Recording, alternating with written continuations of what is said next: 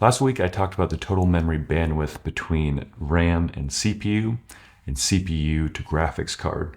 And then within the graphics card, the VRAM to the GPU processor itself. But there's one more pipeline you have to take into consideration. And that's when you're talking about a GPU, there's the memory bandwidth between the VRAM and processor, GPU processor. In this case, we're going to use the RTX 4090 as an example, and that's 1 terabyte per second. Now that doesn't go back to the CPU at 1 terabyte per second. That communicates between the VRAM and the GPU processor. So there's another pipeline that has to connect the GPU in its entirety to the CPU, and that's PCIe. And in January 2024, which it is right now, that is specifically PCIe 4.0 X16 or 16 lanes. Now with PCIe 4.0, you get about 2 gigabytes per second per lane. So at 16, we're looking at a total bandwidth of 32 gigabytes per second.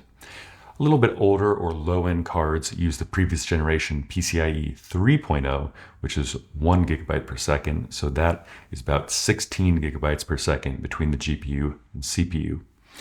So then if we're going from descending order of fastest to slowest interfaces within the CPU going out to the GPU, we have the VRAM to GPU processor.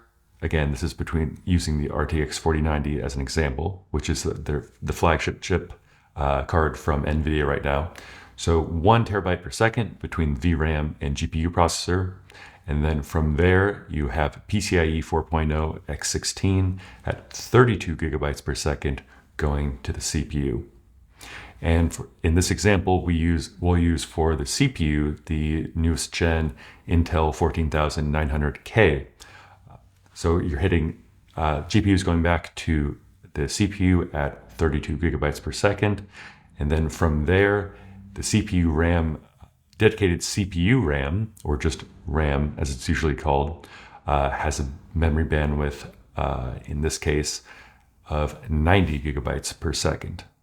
So I bring this all up and talk about it because it'd be easy to think that, okay, well, that 1 terabyte per second is extremely faster than that 90 gigabytes per second that the CPU and RAM are doing. But that's not the case. So you're visually thinking of a CPU. You have it going to the left, let's say, to RAM at 90 gigabytes per second, and then to the GPU at 32 gigabytes per second. And there, once it's at the GPU, or think of it the other way around, when the GPU is processing the data that's been given, then it can reach its full potential of 1 terabyte per second.